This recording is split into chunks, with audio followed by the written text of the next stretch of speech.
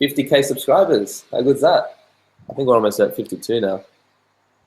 Can't believe it. I was going through the footage of my Peru trip. I don't know if you guys saw that Peru vlog I posted on Raw Spirituality. But holy shit, we got so much footage from that San Pedro trip. We did it at, you guys been to Peru? But there's a place called Casa de la Gringa. And it's really good over there. It's very like commercial, very mainstream, but man, the garden is so incredible. It's like the Garden of Eden. You chill there for a few hours and you go outside and it's like Lord of the Rings, man. I swear to God, it's like full on mountain ranges. There's like the Temple of the Moon and it's absolutely unbelievable. And I vlogged that whole trip and that was one of my most powerful psychedelic trips ever, actually. It was beautiful for once. Usually I get bad trips. This one was just spectacular. I have a lot of footage from that vlog and I actually met a fellow Aussie. He's like an actor / comedian and he was vlogging the experience. So I've got like footage from both our perspectives. So I get to like put it all together. And I'm very excited to start working on that. It'll be cool. So yeah, as soon as we hit our first milestone, it'll get cracking. Just a lot, so much. You guys, you don't understand, so much footage. I could make easily an hour documentary on that if I really wanted to. But I want to try and keep it, I don't know. What length do you think what do you think would be a good length for a San Pedro documentary? How long do you think would be the best time? Like, do you think it should be a 20-minute doco, 30 minutes, longer, maybe 10 minutes? Or should I make a long version and a short version? And then see how it goes from there. A version and a cut version. Okay. Interesting. I was thinking that. It's sort of like what Adam did with, Shroomed versus Stoned. I don't know if you guys seen that. He did like a challenge of, he took mushrooms, did those silly activities, and then had an edible of weed. And then he compared the two. So he released like a long version and a short version. And surprisingly, the long version got more views. So it's like, I don't know. I already voted San Pedro in the poll. Yeah, no, it seems like that's definitely going to win. So I might as well start at least planning in my head how I'm going to structure it. Because I want to do again, like I said in the intro of the doco, just a absolute very, very, very brief, like what it is, a history of it, and the science. Like I want to combine the history and the science of it in like less than 2 minutes. I just want it absolute minimal. Because if I'm going to do a scientific video on it, I want to just dedicate it to that. And I want to just focus on the actual experience itself. Yeah, phenomenological, is that a word? Experience of it. Recently had a 400 milligram pure mescaline experience. It was interesting.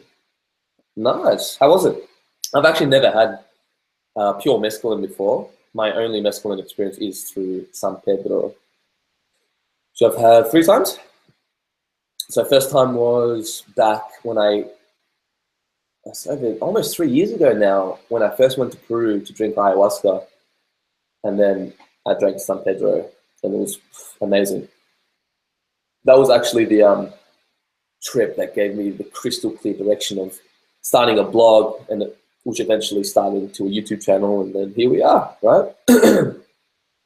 Yeah, it's definitely my favorite one. I don't think I'll do it anytime soon, but very, very, very powerful. I much prefer it over ayahuasca, actually. And I'm surprised that it's not as popular, if not more popular than ayahuasca, in my opinion. Yeah, the doco would be the San Pedro experience that I had earlier this year, Casa de la Gringa. We did have another one after that, I think a week after. I didn't record anything, actually. Even the facilitator's like, leave your phone in your room. Don't even look at it, kind of thing. So I was like, cool. That one was more interesting. It was still very powerful, and I kind of picked up where I left off from the last trip. And I do want to eventually make a trip report on this because it was very interesting. But there was a moment, there was like, San Pedro lasts for about, I don't know, 10 to 12 hours, obviously depending on the dose and you.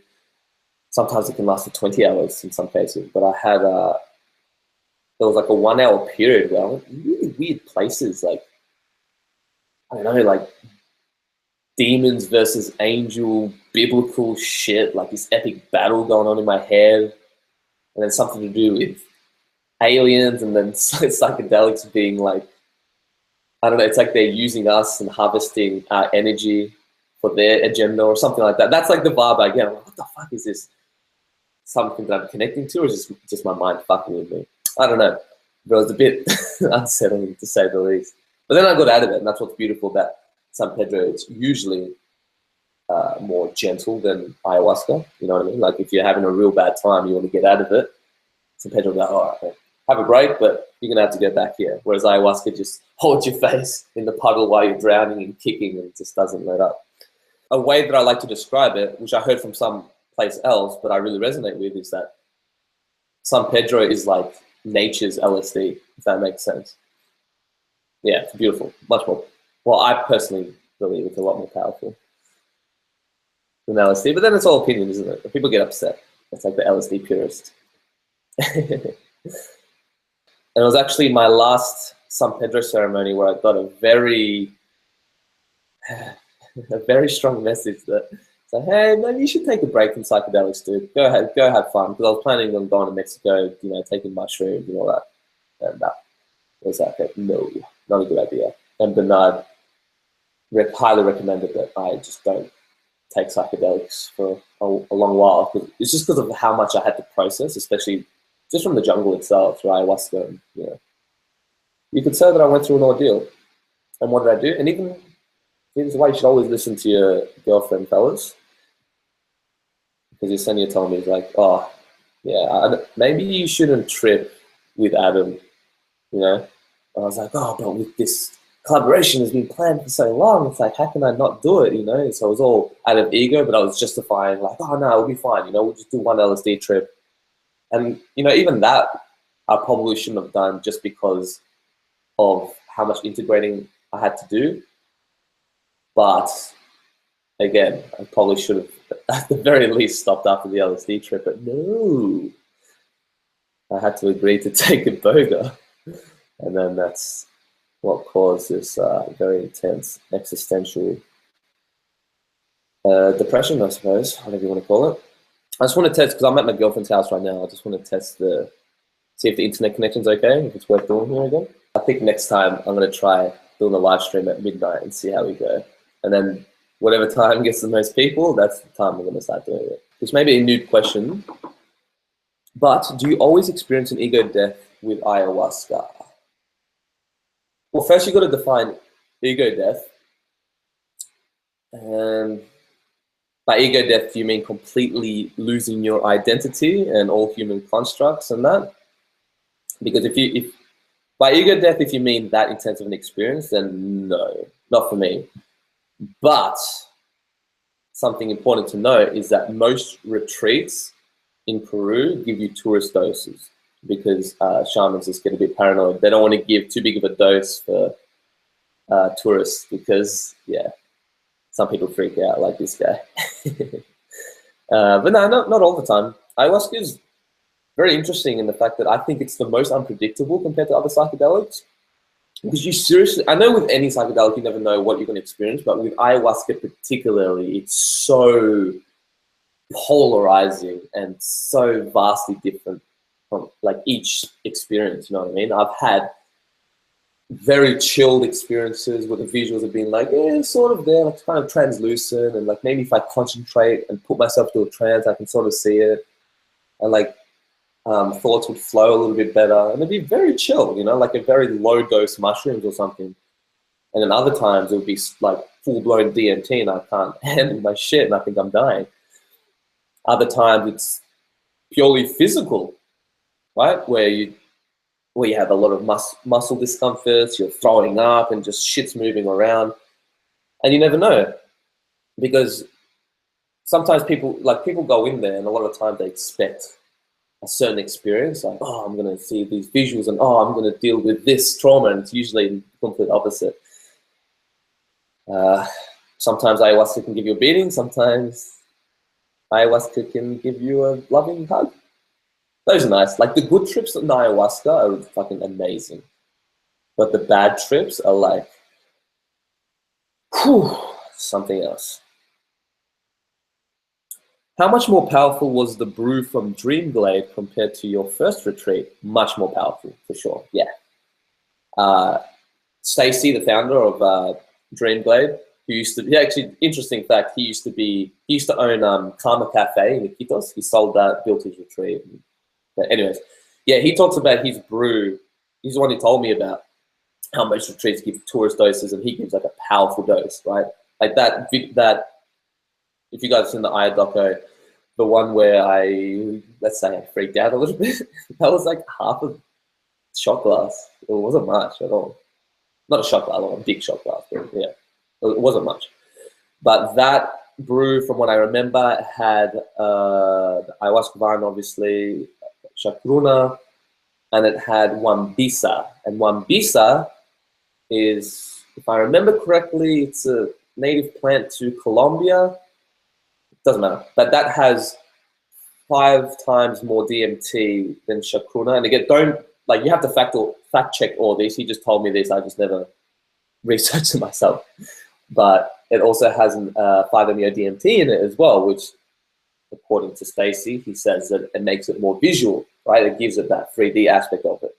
Because the first time I had ayahuasca at Capitari with Don Mucho, like the visuals were very intense, at least the first 2 ceremonies, but it was 2D, right? It was like I was looking at this 2D plane, whereas in Dreamglade, the visuals were it was like I was in it, right? How he describes it, it's like Avatar. It's full on, man. Fluorescent colors and this crazy geometric labyrinth kind of deal. But again, that's just my experience. You may experience no visuals, you might experience even more powerful visuals. But yeah, you're saying you've got very powerful visions for sure. That's definitely a very visionary plant for sure. And a very powerful dose. I found that my sweet spot at Dreamglade was a third of the cup. That's awesome. I'm planning on going to Dreamglade this summer. Awesome. Tell Stacy that the crazy Aussie guy sent you. He'll know who you're talking about. He's amazing though. I don't know if I'll do ayahuasca again, but if I were to do it in Peru, that would be the only place that I would. Yeah, they're really good. And Drew, he's the other facilitator. He's amazing. And it's just an amazing place, seriously. And every single person that I told after that, it's very, like, Dreamglade is very well known within the Aya group, but like a respected one. How much time before the retreat did you start diet? Well, in terms of the no meat thing, I'd stopped eating meat like a year or 2 beforehand anyway. And in terms of the alcohol and drugs, including marijuana, probably a month. No sugar, no salt, and that it's probably a week before. Yeah. Oh, that's the one thing that, like, seriously, that is the one thing you miss the most when you go into a retreat like that. It's salt, man. You don't understand how good salt is until you take it out of your diet. And then, like, every single day as the retreat progresses, we stayed there for 2 weeks, right? I'm like, oh man, I just want chips. I just want salt, and we're just like fantasizing about like the first meal we're gonna have when we get back.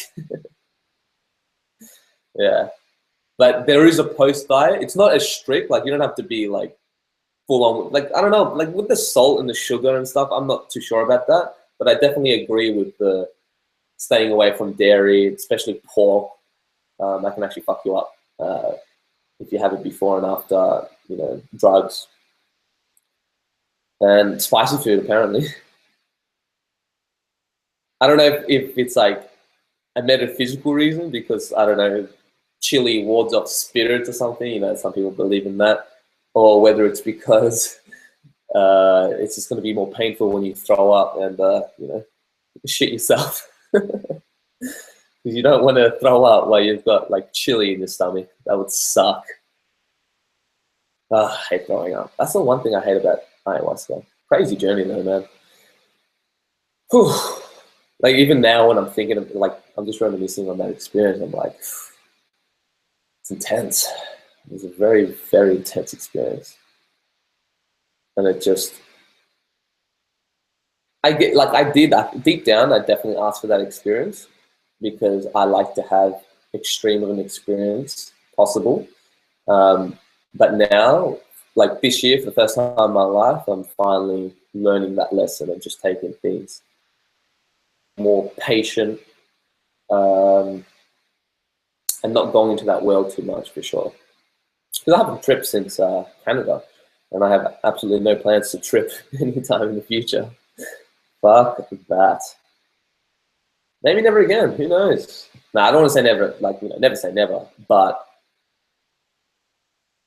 there's just a difference between like tripping out of ego and tripping because it truly feels right. And sometimes the feeling, like sometimes it can feel right, but that's just your ego tricking you. So it's like, it's really hard to distinguish what's the right choice. But if you have to think about it, then it's not the right choice, if that makes sense. I think, anyway. It's weird. I did a retreat last year with 4 ayahuasca ceremonies, and I did not even throw up once. Damn. I would rather throw up than not throw up. Did you feel sick, though? Because it's different. Like, if you weren't feeling sick, then I guess that's good for you. But if you're feeling sick the whole time and not throwing up, that's the worst. Like, I'm sorry, I know I said that throwing up's the worst part about ayahuasca. No, that's not true. Not throwing up and feeling sick and having the urge to throw up but not throwing up is the worst part, I think. And that happened with my first ceremony. I didn't throw up throughout the entire ceremony until it ended. And they tried all these different things, like the deep breathing, the agua de Florida, and breathing that shit in. And then eventually they had to get the big guns, and Drew's like, get this ayahuasca and just put a little bit in your mouth. I was like, oh no, just the thought, oh fuck. Oh, just the thought of ayahuasca makes me sick. Not even joking. Ugh. And it gets worse every time. But yeah, he made me take a sip of ayahuasca, and as soon as the brew touched my tongue, I just let my gut, purged. Yeah, I felt like puking, but I just couldn't. Oh, my condolences, that sucks. He did 4 ceremonies, and he didn't throw up once. And I felt like throwing up. That's the worst. Oh, yeah. He would have had to do what, what's her name? Makaya? Yeah. Well, Makaya did. Remember they had to go drink and drink. Oh, yeah, yeah. So the people that don't ever purge, yeah, they can't purge. Afterwards, they, like the next day or something, they drink like, it's like lemongrass. Or before. Like the day of the ceremony. Yeah, yeah, but they drink like, I don't know, like 2 liters of lemongrass and something, I don't know, some plant mixture. Because there's a blockage, so it's supposed to unblock it. Like full-on explosive vomiting. Projectile vomit, that's the word I was looking for. Yeah, it was intense, man. Oh, hello. You know her, right? It looks really bad quality, the video. I might have to do it at my house next time. Is that because of my internet, or? Yeah, it would be. The internet's not the best. First world problems. Did you ever feel like you were getting too much info all at once? Yeah. If so, how did you handle that? Fuck yes, definitely. How did I handle that? Well, fuck, the second ceremony I didn't handle it very well at all. But usually when it's like, when it gets too overwhelming, your brain kind of shuts down. Yeah, it's more. It's like when I interviewed Martin Ball, and he talks about being in a symmetrical, that's the word I'm looking for, a symmetrical position, sitting up straight, and just go into your breath.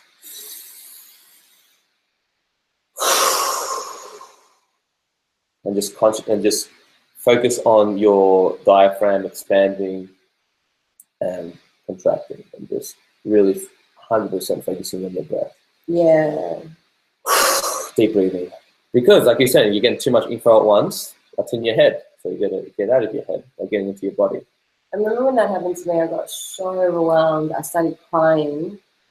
And then my brain was just kind of like, I was trying to capture all the information, and then it was like my brain was like, too much, too much, too much, and then it just slowly just went, ooh, and it went back to my breathing. I was like, and then I couldn't remember any of the information. I felt like I had your video inside my mind, and I was like, fuck, I'm going through what Tom went through.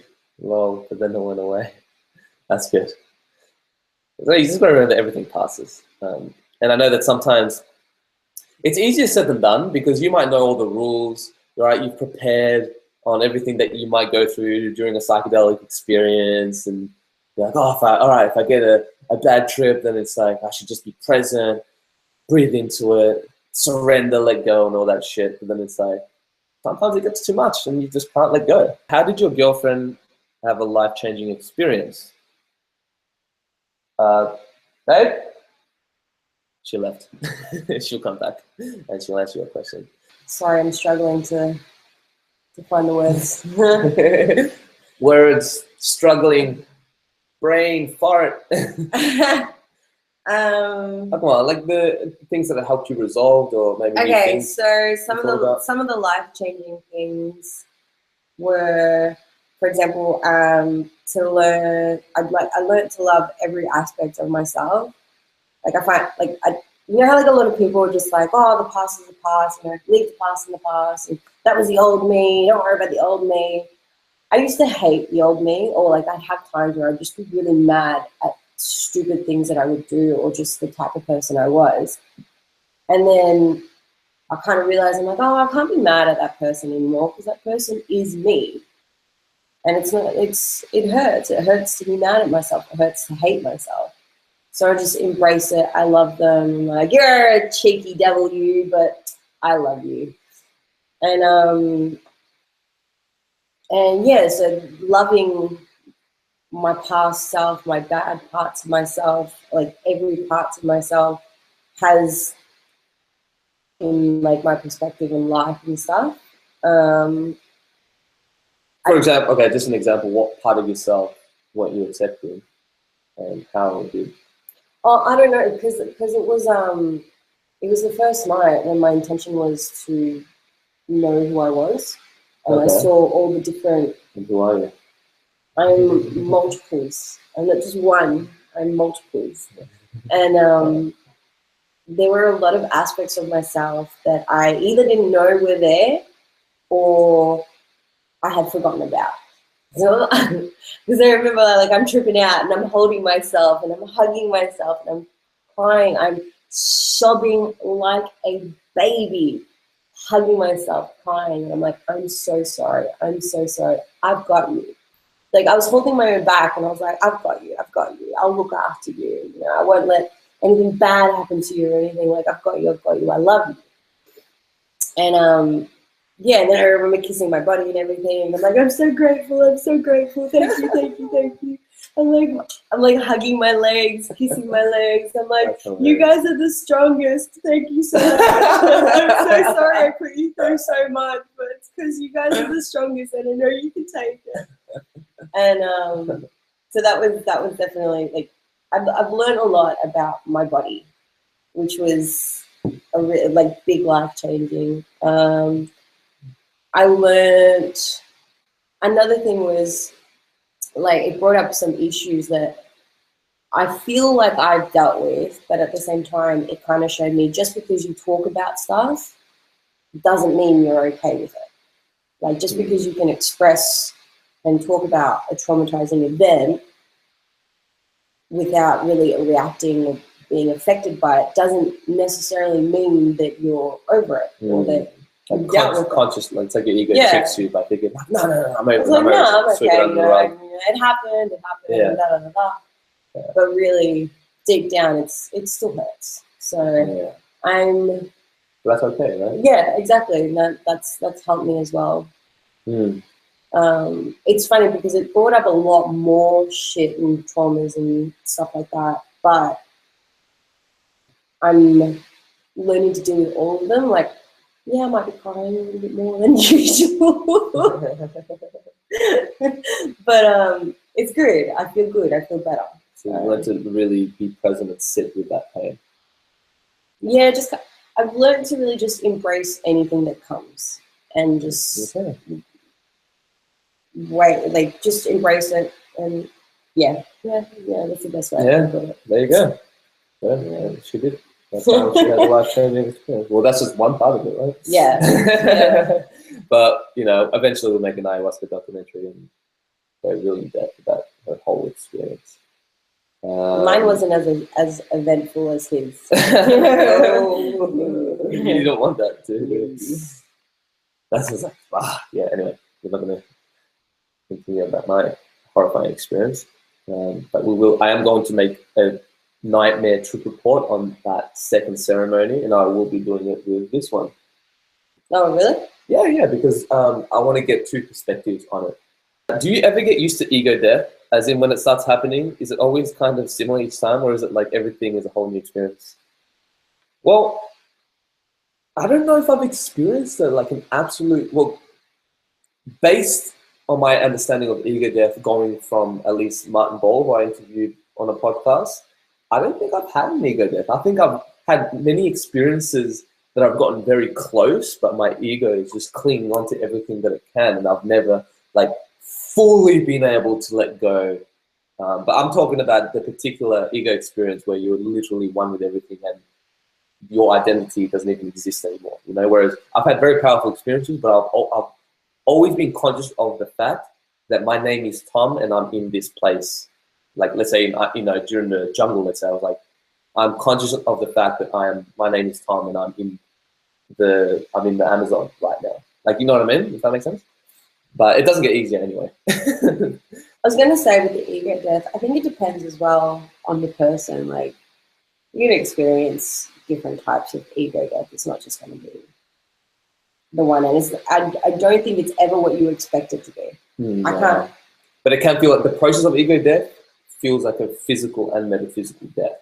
That's why so many times, like your body, like for mushrooms, and you eat a whole bunch of mushrooms, and then your body's like, dude, did you just give me fucking poison? Did you just poison me? Fuck. All right, guys, put the alarm bells on. Code red. Stomach starts churning. Your heart starts fucking going like crazy. What the fuck? It's really weird, but sometimes it can actually feel like you're dying. And I've had that with ayahuasca and mushrooms.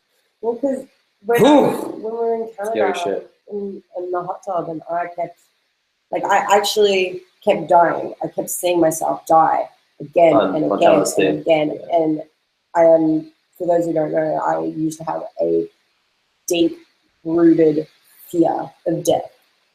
And actually, just the other day, it was funny because one of our friends, he turned to me, like, he said something like, "Did you die?" And I laughed, and I was like, "Yes, so many times."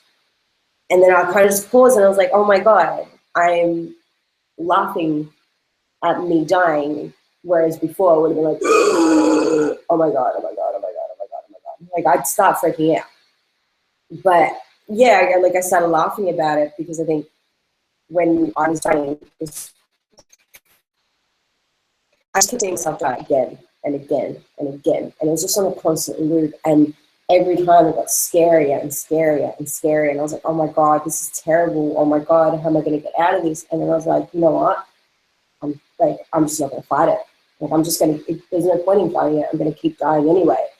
And then as I let that go, I kept dying. And it was just easier. It was smoother. It was less of a struggle. And then it was more of a focus on me being reconstructed and rebuilt instead of me going through that dark finish line. It was more about coming back up. Rebirth. So the rebirth. And so that was what I thought, what I think. This is all, I documented all this shit, by the way, guys. Oh yeah, this is all my LSD trip. Yeah. But yeah, that was definitely. I was always surprised. I swear I thought that people would have, obviously they do want this because it's, you know, the second most voted. I swear I would have thought that people would have rather seen that video before the San Pedro one. I don't know why. Oh, but they haven't seen the footage. They don't really know. It was at Adam's house as well. I thought people would be like, oh, cool, that would be cool. This was all in the hot tub. I died in the hot tub. Yeah, Hot tub she died. multiple She times. died in the hot tub. Yeah, and there was a part where she just fucking started like deep sobbing and crying. I was like, this is when that was intense. by the way, this is when I was coming down with a boga. It was definitely an interesting experience. Yesenia, what do you do for a living? Just I know. Well, at the moment, I'm just a bartender, or not just a bartender. I don't know. Yeah, just a bartender. Yeah, I'm just a human. I'm a bartender. I work in hospitality. I also work in a bottle shop as well. A bottle-o. Yeah, we've got bloody bottle-o, mate. Bottle-o. It's not my career or anything, but I do enjoy it. I like the people I work with. I like my job. Yeah, it's good. Do you agree with Martin Ball when he says that everything in the psychedelic experience is just a projection of the ego? Well, I would rephrase that and I would take away the just, because a projection of the ego is fucking powerful, whether it's a projection or not. This is something that I struggle with a lot, and I don't know. I bounce between the more, I guess, materialistic view, if you want to call it that, where I do believe that the psychedelic experience is a projection of the ego, and everything that you see is a pure reflection of your psyche. And what's relevant to you at that stage in your life. But sometimes I've had experiences which have been so overwhelmingly powerful that I'm convinced that no, this can't be just in my brain, it has to be something else. But then you have to go to the question of, is, like, for example, our thoughts and ideas and imagination, is that generated within our brain? I don't believe so. I subscribe to the model that the brain is a receiver of consciousness, it doesn't generate consciousness. I don't think that thoughts are ours, otherwise we wouldn't be able to observe it, if that makes sense. It's like, you can't observe a thought and be the thought at the same time. It's like, okay, what's a dumb analogy I can use? It's like being the chair and sitting on a chair. You can't do both. It's like, it's one or the other. I think that with thoughts, it's like, we are the observer. This is so fucking metaphysical and going right now. But it's like, we are observing the thoughts, and the thoughts are out there in the ether, and our brain is like the antenna of water, receiving all these, like, it's really difficult to explain. But do you guys know what I'm saying? And then how does this go back to the psychedelic experience being a projection of our ego? I think that we're picking up on all these things that are outside of us, but then that you have to go to the question, is the universe a projection of our mind? You know what? I'm just going to say I don't fucking know. I have no idea. I have no fucking clue. I'm just riffing. I'm just like kind of mentally masturbating, if you know what I mean. What do you think? Do you believe that the psychedelic experience is like outside us? Like, do you think that there is like a spiritual dimension that is outside of us? Yes. Or do you think it's a realm that we go in within our mind that we project as the outside? Because I don't believe in that there is subject and object. I think it's all I think there's one. both. Yeah. I think there's a door to go into that world, and then there's a door to go into your world. That makes sense. Can you elaborate? So, like, I feel like on psychedelics, in my experience anyway, a lot of the time, like, for example, I'll close my eyes and I'll go into my own psyche. Mm-hmm. And then sometimes, I know where you're going, because I'll help you with the words. What Jung calls, when you're going within your own psyche, that's like your personal unconscious. And then going outside is the collective unconscious. But it's still tethered to your consciousness. Yeah. Yeah. Okay, that. There you go. I mostly believe in the part that it is a projection of your ego, just based on the fact that everyone has such different experiences. Of course, there are. What do you say? But they're very similar patterns. We're all connected as well. So if we're all connected, it just makes sense that all our psyches are connected. Exactly, yeah. So it is both. It's like a paradox. It's both a projection of our ego, but it's not. But sometimes it's a projection of our personal unconscious, and sometimes we're tapping into the collective unconscious, but it's still connected within our own psyche. Like, you can open the curtain. There we go. Open the curtain into that other. Well, Other realm? I suppose. Realm. That's the word. I like that word. Realm. It's a cool word. It's a cool word, isn't it? A very hippie word. Like Realm. So you would separate the experience of ego death and just having a bad trip. What do you think of dying? Yes. Because if you're dead, there's nothing to how you're going to have a bad trip if you're not there, if you're dead. Yeah, I still haven't really had a bad trip. It's good. Like, I'll have moments of freakouts, but they're very easily, like, I very easily overcome them. Like, she's much more, what do you call it, emotionally stronger than what I am. If she's a woman, you women, fuck, seriously, wow, props to you guys. Seriously, you guys are fucking powerful. Men are the little bitches. That's why we have to overcompensate and be like, yeah, we're fucking macho, and yeah, we rule the world. It's like that. It's totally okay to be bitch. Yeah, we're bitches. I'm a bitch all the time. Yeah. Women are so much more fucking powerful than men. So much more. Of course, we've got a different strengths. But it's probably because we embrace our emotions and stuff. You create humans. I know, of course, like all I have to do is that's my job done. It grows inside your belly. That's the special ingredient, though. Without the special ingredient, I can't create life. Both, I know. But I stand by what I say. You guys are so much more powerful. But yeah, and it's funny saying bad, because I used to be against the term bad trip, and I was very cautious of saying challenging trip. But now I do believe in bad trips. There are people who said there's no such thing as bad trips, only challenging ones, haven't had a bad trip. Okay, what about the person? Because then it's like, oh yeah, but you've only had a bad trip because you were resisting, or maybe it's, it was trying to tell you something, or this and that. Okay, it's like, all right, what about the dude who had a psychotic breakdown and fucking stabbed another person and killed himself? Okay, where's the lesson in that? You know what I mean? You're not going to call that a bad trip? Or the person who goes crazy for the rest of their life, or the person who never be able to settle back into this reality. Like, there are bad trips, guys, and that's why I use that term again, because I used to not use it. I didn't believe in bad trips, but I definitely do. There are challenging trips, and then there are bad trips, which are the ones that are going to, like, if you come out worse after a trip, then it's a bad trip. But if you come out of it better and stronger, which just so happens to be a challenging trip, then okay, that's a good trip.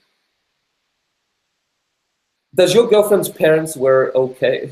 Were your parents okay with you going to ayahuasca? My parents are really cool with me. Like, she's the pillar of the family. Apparently.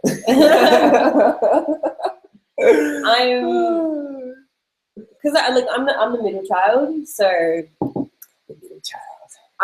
but I'm very different from my siblings, so they know I'm fairly hippie, and they know with the type of personality I am. They're like, but you know what you're doing, all right. They weren't happy about it. They were really worried because in Chile, like, they heard a lot of stories about people sacrificing babies and stuff. It had a really... That's how ayahuasca got banned in Chile, by the way. That was the line. Yeah, some guy sacrificed a baby. Dude. It was more of a cult kind of thing. So he was using ayahuasca. He probably was using most ayahuasca shit. Well, everything's a cult. What do you think culture is? Yeah. Cult. Sure. Anyways. But yeah, my parents, they only knew the bad stuff about ayahuasca. They're like, no, it's fucked, makes you go crazy. Yeah. It's dangerous. Blah, blah, people blah. can take advantage of you. I think they were more afraid because. But that's all true, by the way. Like, because it can be that 100%, dangerous. It 100%. can, you know what I mean? And it's important to acknowledge that part, which hence why I do your fucking research and just be careful. Like, treat going into an ayahuasca, treat going to a shaman like you would trying to fart. Trying to find a heart surgeon or something. Like, let's say if you were going to die and you needed a life change. Yeah, you need a life-saving heart operation. Are you just going to go to any surgeon? No, you're going to do your research and find the best person for you in your price range. That's how you should treat a shaman, because that's what it is. It's surgery. It's psychic surgery. They were very worried, though. I think because I'm a girl as well, so they were just like, you know, just be careful. But you were with me, always with you. And you speak Spanish. So. Yeah. And how creepy is Iquitos? It is a creepy place, seedy. It's seedy so as seedy. fuck. So Very seedy. pedophile vibe for sure. I remember when we went to the airport, and the first sign you see, it's like, if you have sex with an underage girl, you are going to prison. It's like, wow, that's life in prison. Yeah. It actually says life in prison for fornicating. Yeah, It didn't say fornicating, but I love that word, fornicate. And it was like, that's why you got to be like, imagine that's the first thing that you see in Iquitos. It's a very dodgy place, very seedy. I saw so many, especially I noticed now going with Yesenia because she's a female, and I saw a lot of just dirty, seedy, creepy. Is it really the main creepy? look you would see was men like this. Like, I don't mind. Like, if you want to perv on a girl, it's part of our nature. It's fine. That's just the way. It was the vibe. It was the place that they were coming from, which felt very creepy.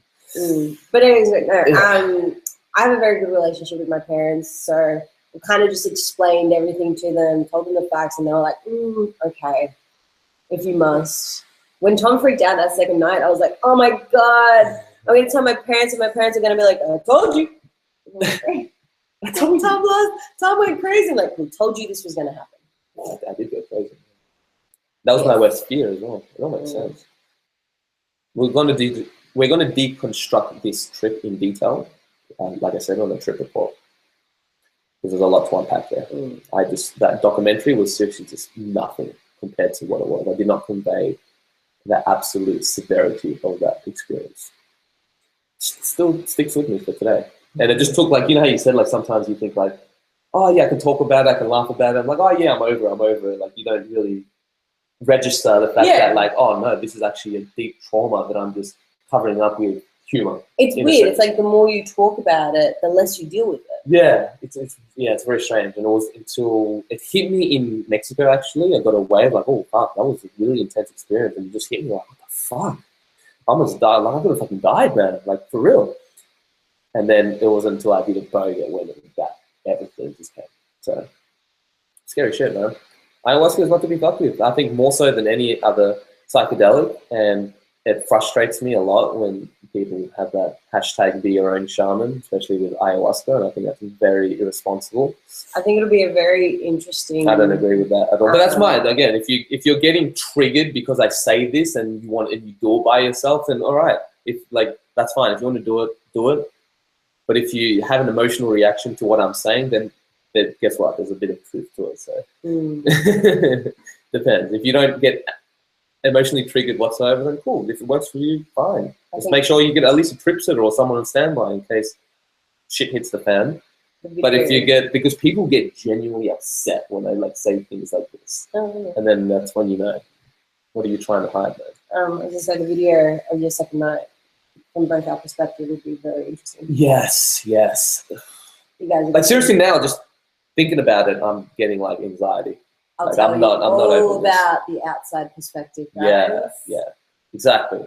That's why I want to get her, because then she can describe exactly how I was from an objective standpoint, instead of me saying it from my point of view. It was legit. Right now will say that night was the scariest night, I suppose, in both our lives right now. Then yeah, it was the scariest night of my life.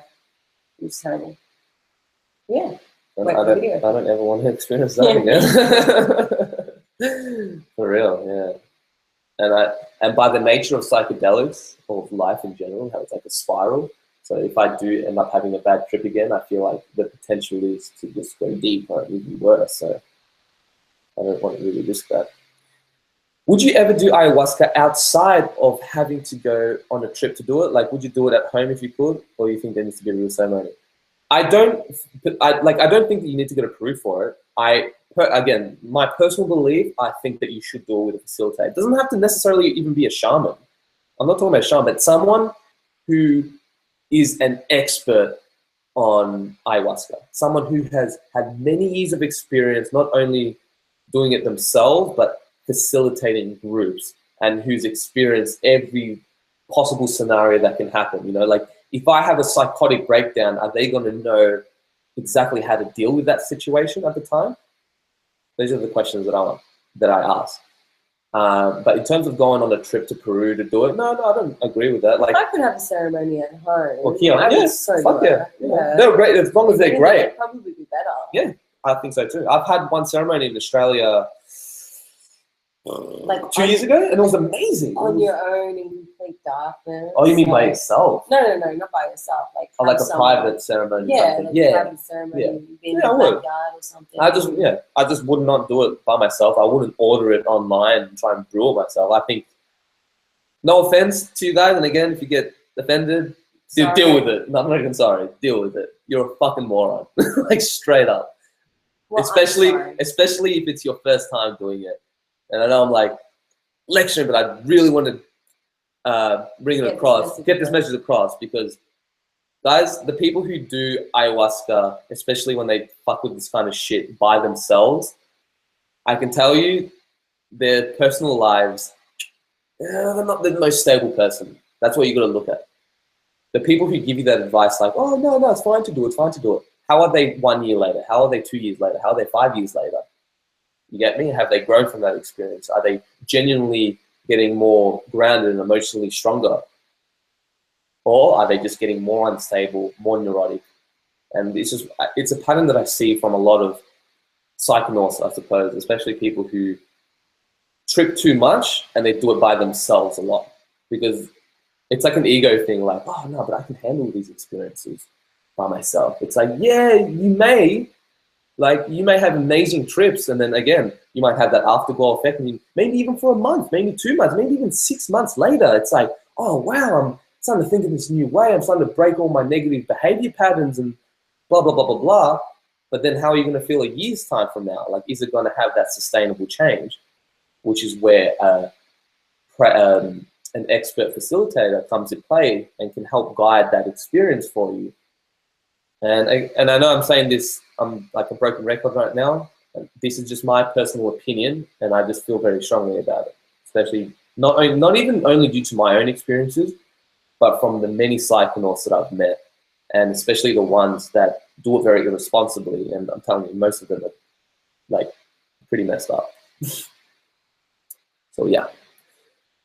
Oh yeah, I have no plans to do anytime soon. I don't think I could right now. Exactly. Yeah. I think it's very wise not to rush it and do it out of, I'm curious to how it would be. That being said, yeah, just be safe, guys. Again, don't have to do it with a shaman.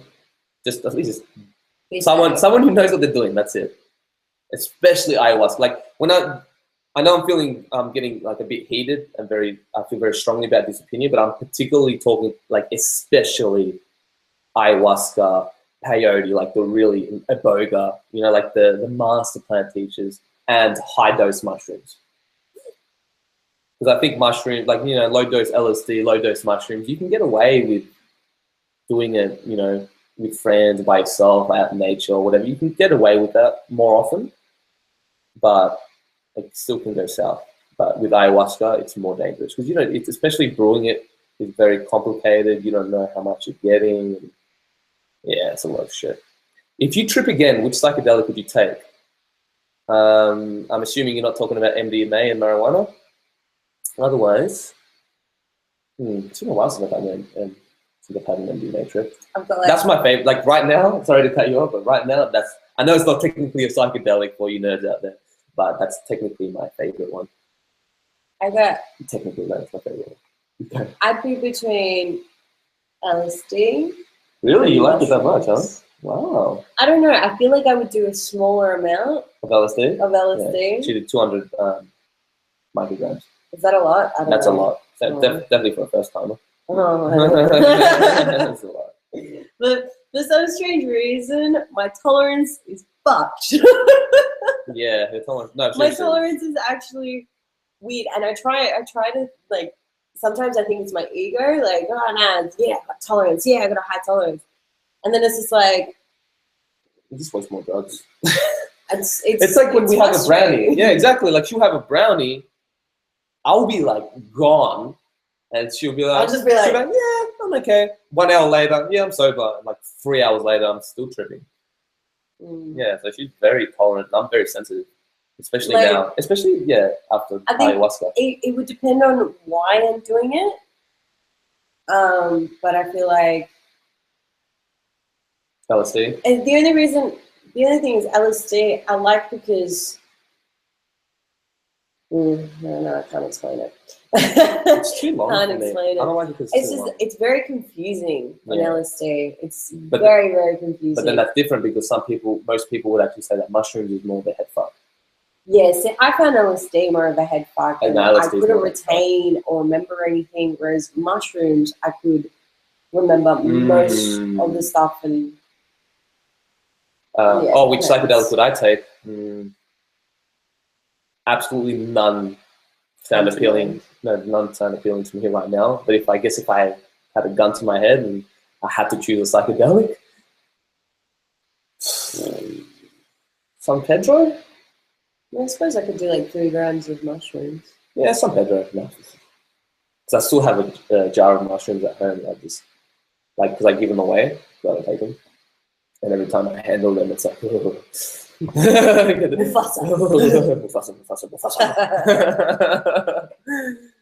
Yeah, but San Pedro. Yeah, if you're talking about classic psychedelics, otherwise MDMA, all the way. Because I rarely take it, so then it's like I don't take drugs, so that when I do, I have a fucking awesome time. Hey guys, what's up? Tuning in at 7.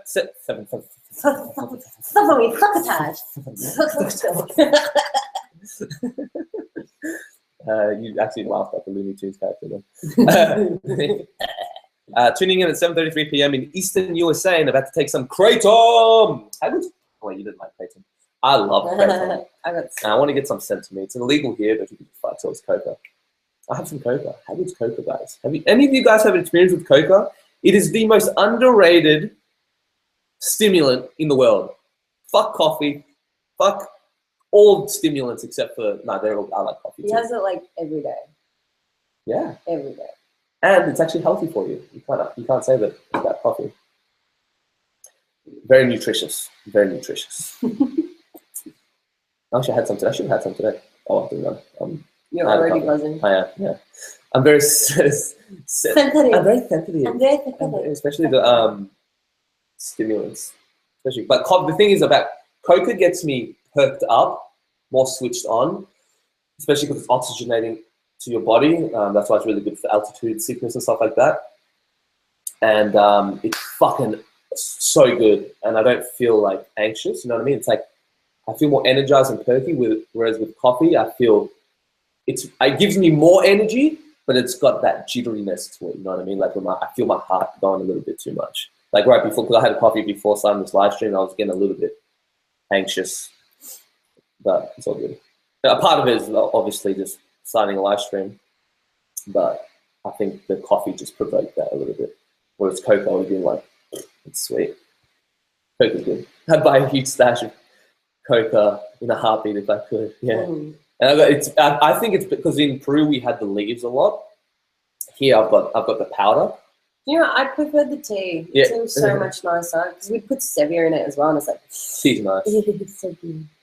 Illegal in USA. It's illegal everywhere, dude. Except for like 4 or 5 countries in South America. I see my name. You're saying if you have plans to trip in the near future, like psychedelically or holiday-wise? Before you answer that, gotta head out, guys. Love the channel. Keep up the good work. See you, brother. Talk to you soon. This live stream will go on for about another 20 minutes at most. Holiday-wise, I'm assuming you mean psychedelic-wise, though.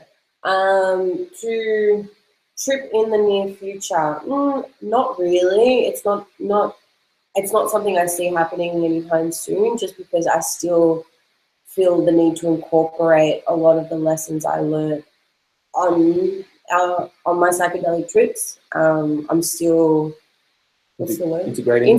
I'm still integrating. Processing, yeah. And it's a lot, man. There's just a few things that I need to tick off my list before I do anything. And if I was to do anything, it would have to be just a really small, light dose, but not anytime soon. No, maybe in 6 months. That would be like the minimum. But 6 months to a year. I feel like a year would probably be more. That feels intuitively more comfortable. But Yeah. Yeah, no, it's not that rush. I've never loved sobriety more in my life than now, this year. And weed. No, I'm not high. Everyone keeps thinking that I'm high every video. I've never been high in a video. You don't look high. You must just have a natural stoner face. Yeah, I do. I'm just chilling. Maybe it's like, I don't know, maybe all the weed that I've smoked in my life that is just like ingrained in my nervous system or something. Like, you know when you start smoking a lot of weed and then your mannerisms even change into your sober life? Like you're saying, she's full developed stoner life ever since she started smoking weed. Oh, yeah. Like it's like, no, that's like,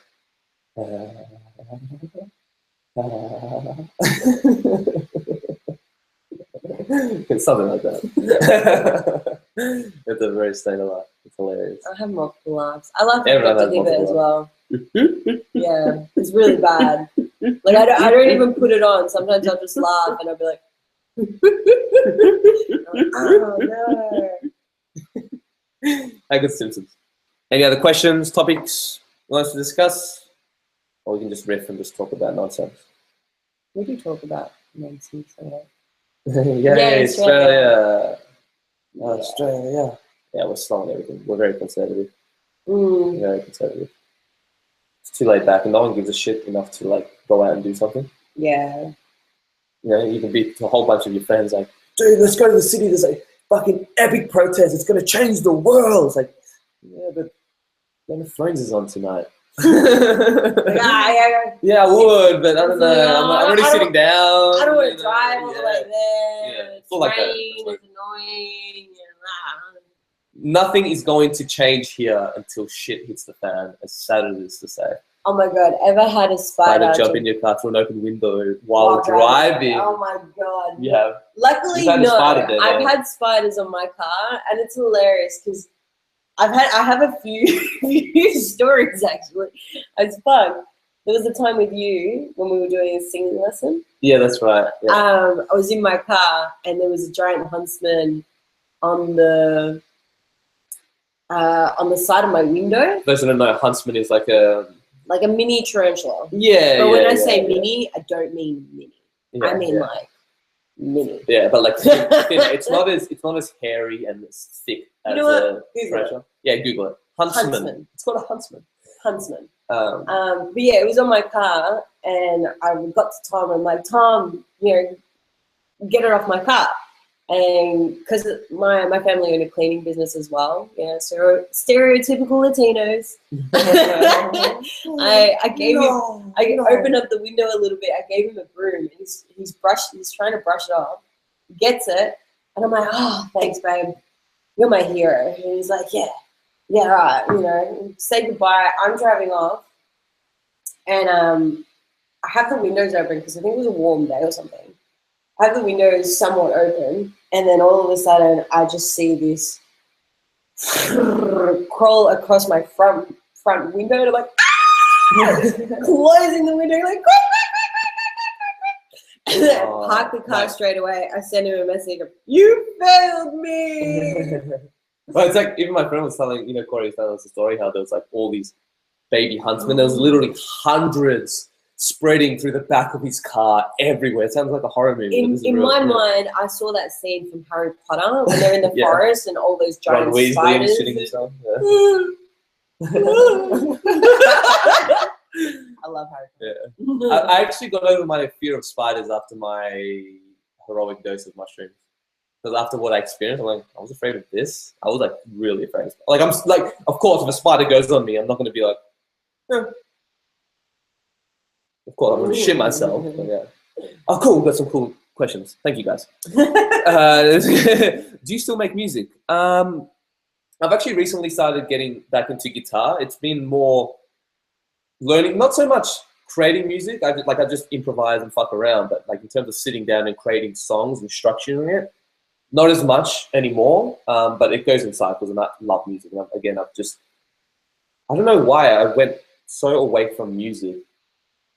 For whatever reason, because I guess I was focusing more on YouTube and reading and learning about all this shit and business and all that kind of stuff. So I just kind of leaned away from music, but now I've started to get into music, and it's helped, especially since going through like this existential crisis. And for me, it's one of my favorite ways. It's not my favorite way to like truly express myself. Do you know he plays the piano as well? He's a talented motherfucker.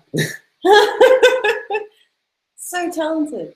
I didn't even know until we were like, I think it was like 3 months into our relationship. Oh, that's right. I just play piano in front of you. Like, what? I was like, what? Yeah. That was my first instrument. I just never liked it because I got forced to learn classical music and stuff like that. But then when I picked up, now I love classical music now. But when you're a kid, it's fucking old. No, I'm saying you play blues. Oh yeah. I love the way you play. That's okay. But with guitar, when I started learning at 13, that's when I was like, I fell in love with it straight away. Like I got into like music, like, you know, Red Hot Chili Peppers. I still love Red Hot Chili Peppers to this day. Green Day, I don't listen to Green Day anymore. I respect them, I guess, for what they do. Good for them. And just classic rock, AC/DC, Led Zeppelin, and yada, yada, yada. But it wasn't until I got Guitar Hero and I played One by Metallica. I was like, oh my God, this song is a fucking masterpiece. And it's so incredible how it goes from like this soft, melodic, beautiful piece, and then the second half of the song is just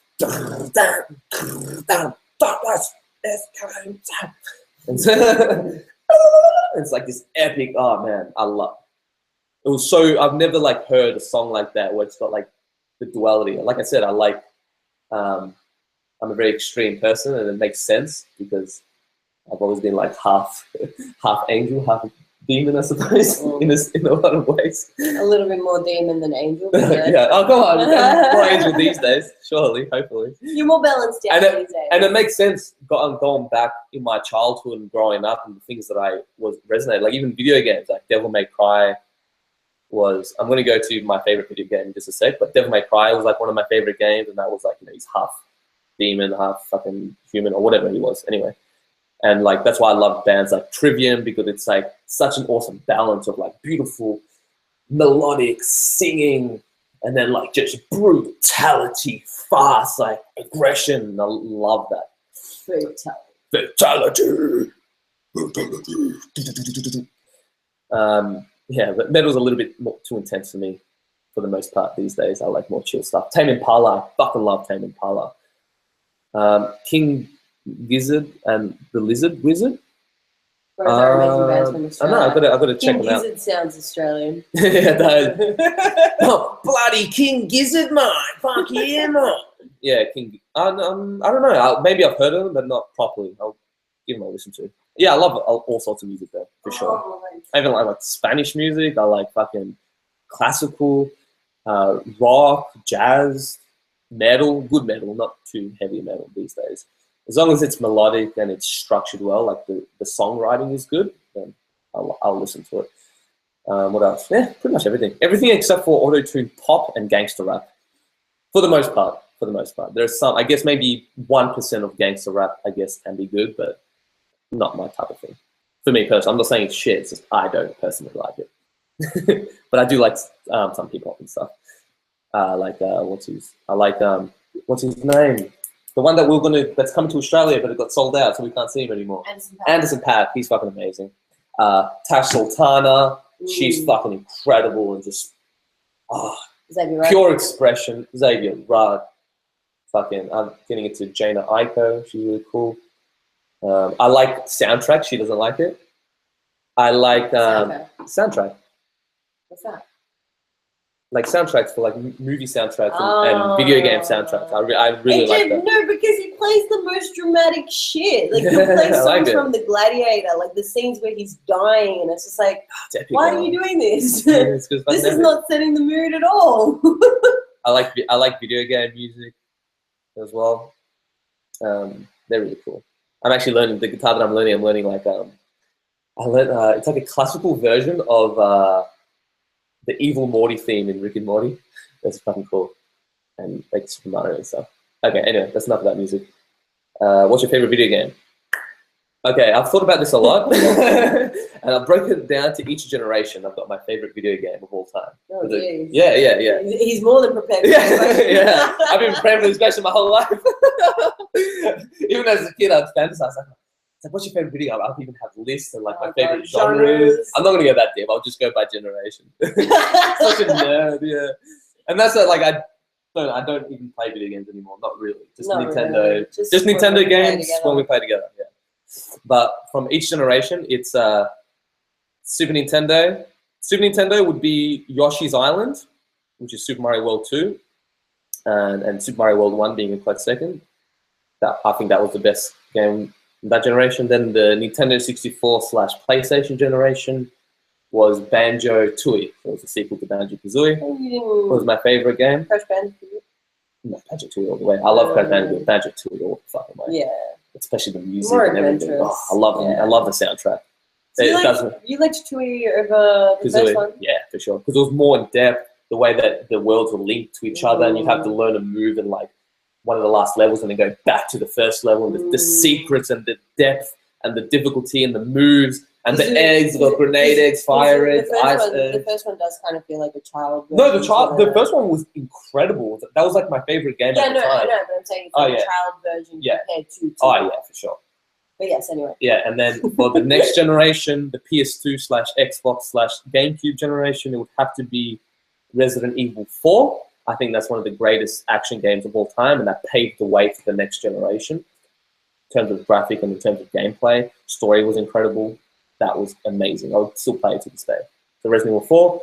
And then the next generation, what was the next generation? PS3/Xbox 360/Wii.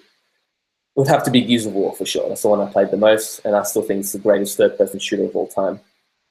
So that one, and this generation. Oh wait, no, fuck! The Last of Us was fucking amazing. It would have to be out of Last of Us and Gears of War in terms of story, Last of Us, but in terms of pure gameplay and what I would play online, Gears of War. Such a nerd. Yeah, no. This generation. Well, I don't want to answer because that's when I stopped playing video games. Was this generation? No Final Fantasy. I never played it. It's one of those games that I just missed out. I'm sorry. I know it's like Zelda. Did you know that this Zelda that came out, Breath of the Wild, is the first Zelda I've ever played?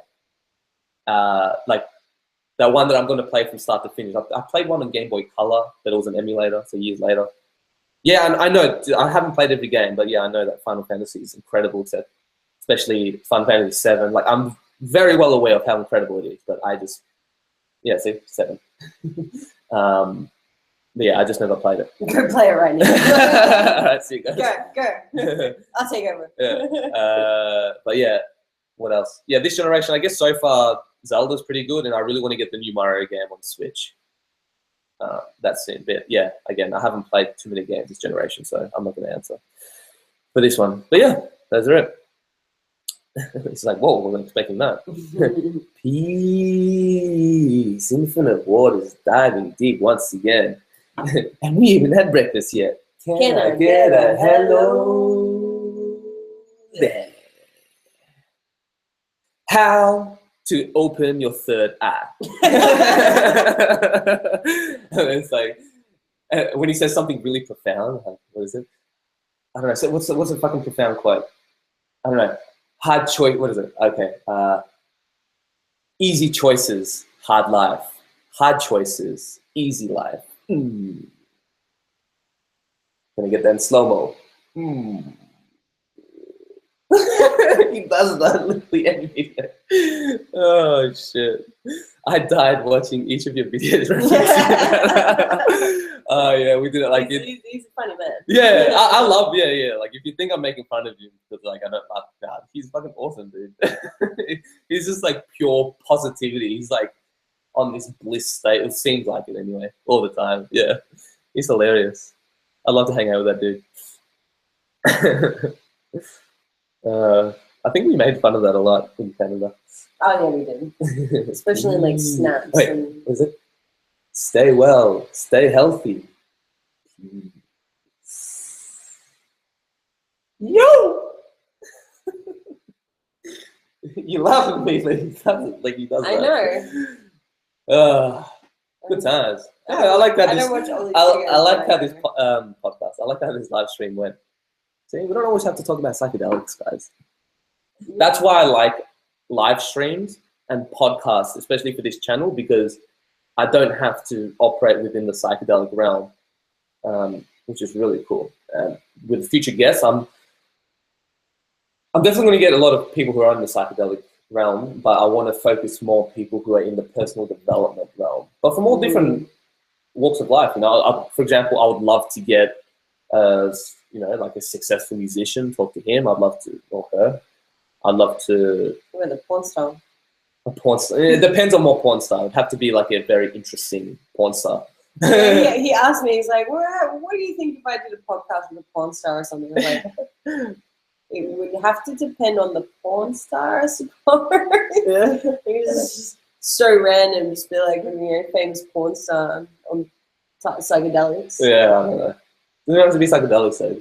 As long as it's interesting. I like having fun, and for it to be entertaining. Of course, that's a big factor. That's probably my most important factor, having fun and enjoying the conversation. But they do have to provide high value, something that you guys can take away in one way, shape, or form. That is like a must. You get me?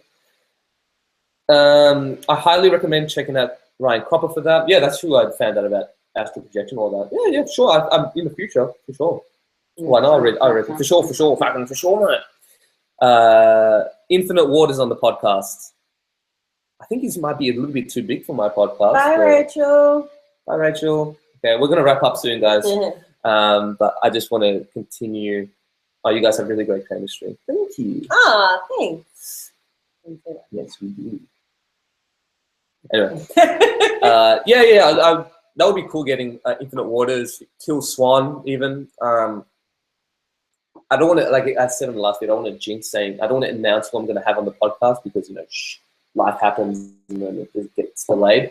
But I will maybe having somebody, I'll just say maybe have someone from RSD, if you understand that. It's so ridiculous. Take that as a yes. I've only seen like a few episodes, I think the first season. But I actually do want to reach out to the creator. I just want to watch the whole show, like really get to know it more, and then reach out to I think it'd be hilarious to talk to. So fucking Drago. It's not my humor. No, she hates it. He tried to show me, and I was just like. Even my friend, he's like, when he suggests to watch, he's like, do you want to destroy some neurons? It's like, okay, because it's so stupid, but it's like it's so accurate. Like it reflects the Australian culture so well. Like he's fucking got it nailed. Like, you know, what's going on, mate? What are you doing, bloody Drago? Fucking Drago, mate. Do people outside Australia love the Big Les show? Because it's massive and it's full on bogan humor, but it's ridiculously massive, like very successful. So it seems like people from all around the world watch it. I didn't think that. Anyway. I don't know. I do not know. I do not know. But yes, I have watched it, but I haven't watched it all. Okay, I think that's good. Leave on a high note. It's good. Good talking to you guys. Hour and a half. Yeah, I think that's good enough. See, I'm in the US and me and my buddies all watch it and love it. There you go. That's hilarious. Okay. A little bit of a... See, for me, I thought that only Australians would like it because it's like, there's so much, yeah. I think for us, it would be way more hilarious because I'm telling you, every single character in that show, I have met like 5 people each from that. Because I grew up in a very bogan Australian area through all of school to the point where I was very ashamed, actually, of my Chilean heritage. And I was embarrassed of talking Spanish and stuff like that. Just so you know, it's not like everyone in Australia like that. No. Those are the bogans. Those are the bogans. That's why I hang out. They're around. It's they exist. Like, yeah. Don't come to Australia thinking that everyone's like that. Yeah, like everywhere you go. Like they're easy to find. You know, when people come, like, do you want to see some real bogans? Let's go see some real bogans. Right. And then just drive past and point them out. So on your right, you'll observe 5 bogans in their natural habitat. Yeah, this is the high-pitched bogan who always wants to fight people. Fuck off, I can't know what you, mate. Ow! Oh, shit. Elbow in my boobs. That's what I get for being so close to you. So, and then you've got like the deep voiced tradie bogan who's like, yeah, mate, yeah, fucking just gotta have a bevy, mate. You're alright. Get the fucking spare durry, mate. Sometimes you have some Aussies as well that are drinking like BBs or come up like typical Australian beer from the morning. I was talking to my friend. I want to do like a Bogan Aussie parody of like. I don't know. What do you guys think? Actually, just before I go, about doing a video on like, let's say, how to make a bong Bogan style or something like that. Ooh. So like, I'll be dressed up as a Bogan and teaching you guys how to make a bong Aussie style. It'll obviously be a joke. I haven't smoked a bong. I haven't seen a bong in years. Far out, man. Yeah, I haven't seen a bong in years. Yeah, I haven't smoked a bong in like 7 years. I think it's horrible for your lungs. No good. I prefer joints. You know what? Actually, every single time I'm like, all right, guys, I'm going to go. Someone says something and then I'm off to the races. I'm going to end it at that. Yeah, that would be amazing. Okay, cool. One approval. Okay, one approval. Good enough. all I need. Good, that's all I needed, exactly. Because that's what makes me laugh. Like, that's the void. That's something that I make fun of the most, right? Yeah, making fun of like the Bogan accent. All right, guys. Much love. Peace. Thanks for coming out. We'll be experimenting with different times. So for you Aussies out there, I think the next one I'll do will probably be around midnight or maybe 11 o'clock, just really late at night. See how it goes. Yeah, but you guys will know about that. Anyways, peace out, guys. Love you all. Bye, guys. Have a good one.